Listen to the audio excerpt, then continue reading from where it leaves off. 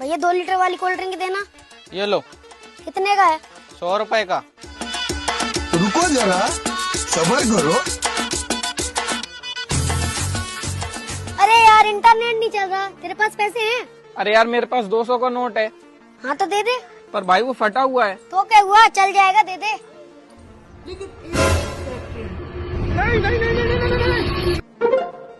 अरे भाई रहने तो हो गए।